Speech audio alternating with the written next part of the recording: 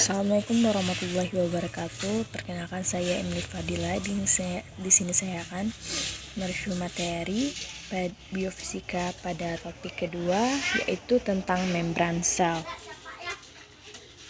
Struktur dan fungsi dari komponen penyusun membran sel terdiri dari 3. Yang pertama ada lipid. Lipid ini terdiri dari 3 juga. Yang pertama fosfolipid, yaitu ester asam lemak dengan gliserol yang mengandung asam fosfat dan nitrogen. Fungsinya sebagai struktur utama penyusun membran plasma. Yang kedua glikolipid, merupakan lipid yang mengandung gula. Fungsinya sebagai tanda pengenal bagi sel.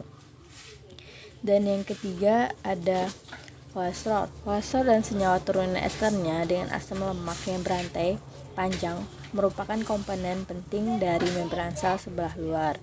Fungsi yang penting bagi membran plasma saat kondisi lingkungan panas, kolesterol akan berperan dalam menghambat pergerakan fosfolipid sehingga mencegah fosfolipid menjadi terlalu cair. Yang kedua ada protein membran. Protein ini terbagi menjadi 2, ada protein integral dan protein porifer.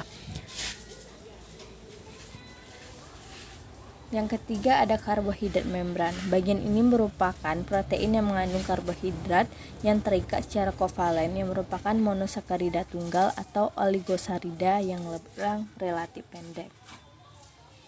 Menjabarkan konsep fisika dalam membran.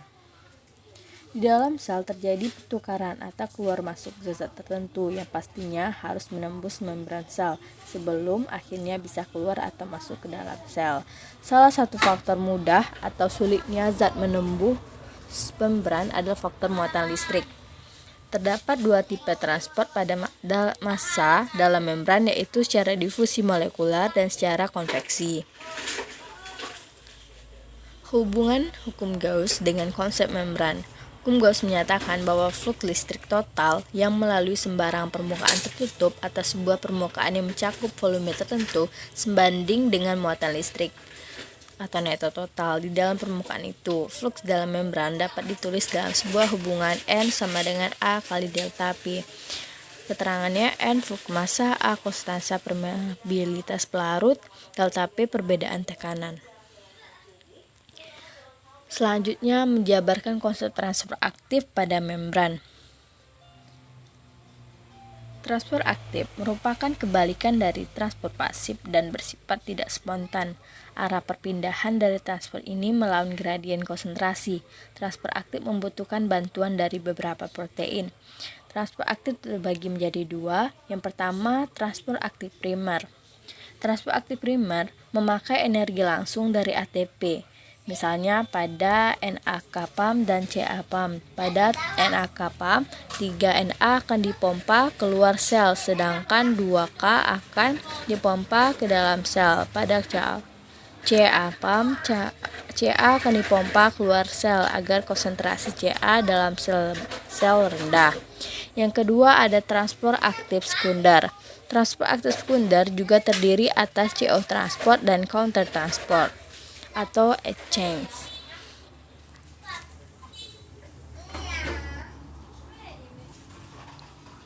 Selanjutnya konsep difusi pada membran. Difusi merupakan pergerakan pasif molekul dari area dengan konsentrasi molekul tinggi ke area dengan konsentrasi lebih rendah. Difusi terbagi menjadi 2. Yang pertama ada difusi sederhana. Apa itu difusi sederhana? Difusi sederhana berlangsung apabila proses perpindahan molekul melintasi membran sel menuruni gradien konsentrasi dan tanpa memerlukan protein pembawa. Sebagai contoh adalah perpindahan molekul oksigen dari alveolus menuju kapiler. Yang kedua difusi terbantu. Difusi terfasilitasi atau terbantu berlangsung apabila proses perpindahan molekul melintasi membran sel menuruni gradien konsentrasi memerlukan protein pembawa. Peran protein pembawa adalah untuk mempermudah transfer molekul-molekul hidrofilik dan elektrolit melintasi membran sel yang cenderung bersifat impermeabel terhadap molekul-molekul tersebut.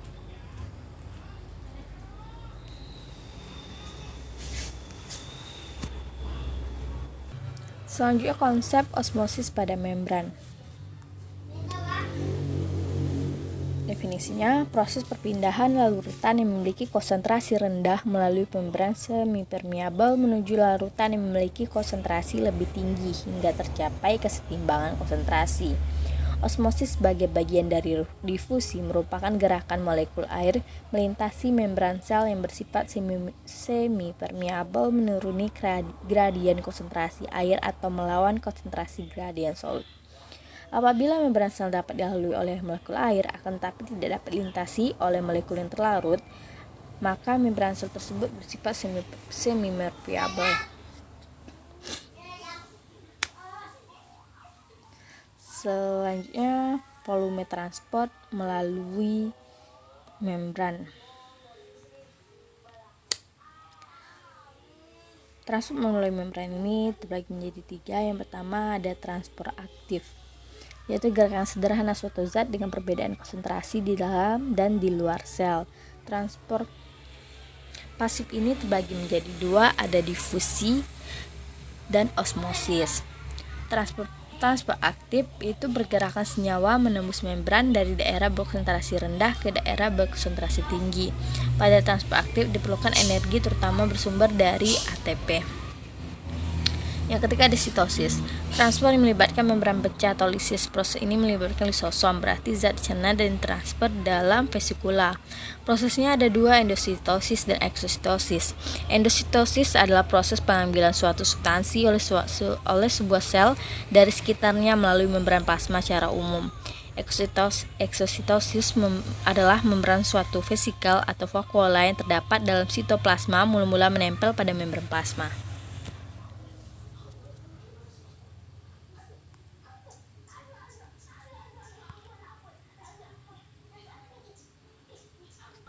Yang ketujuh ada konsep transport pada darah.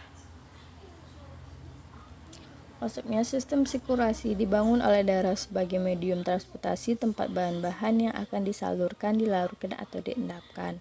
Darah beredar dari daerah tekanan tinggi ke daerah tekanan rendah. Tekanan darah adalah tertinggi di ventrikel dan terendah di atrium. Darah adalah jenis jaringan ikat terdiri atas sel-sel, eritrosit, leukosit, dan trombosit yang terendam pada cairan kompleks plasma. Fungsi darah ada 3. Yang pertama alat pengangkut, yaitu mengangkut air dan enzim ke seluruh bagian tubuh, mengangkut sari-sari makanan dari usus ke jaringan tubuh, mengangkut dan mengedarkan hormon dari kelenjar sekresi ke seluruh bagian tubuh, mengangkut oksigen dari paru-paru ke jaringan tubuh atau mengangkut karbon dioksida dari jaringan tubuh ke paru-paru, dan mengangkut energi panas dari tempat aktif ke tempat yang kurang aktif untuk menjaga suhu tubuh, dan yang terakhir mengangkut zat sisa dari jaringan tubuh ke alat pengeluaran. Yang kedua, pelindung tubuh terhadap serangan penyakit. Dan yang ketiga, fungsi dari darah yaitu mengatur keseimbangan asam basa dalam darah untuk menghindari kerusakan jaringan. Volume darah di dalam tubuh kita sekitar 1/13 dari berat badan tubuh. Pada orang dewasa, normalnya volume sekitar 5 liter. Prinsip kerja tekanan osmotik pada teknologi. Definisinya, tekanan osmotik adalah tekanan yang diperlukan untuk menghentikan osmosis.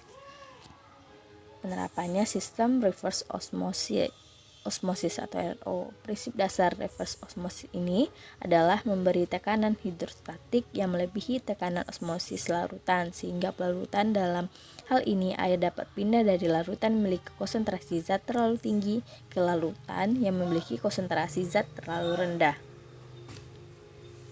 Kegunaan sistem reverse osmosis. Sistem RO skala rumah tangga dapat secara efektif memisahkan berbagai macam komponen yang tidak diinginkan seperti komponen organik dan non-organik, bakteri, virus, ion, terlarut, dan partikulat.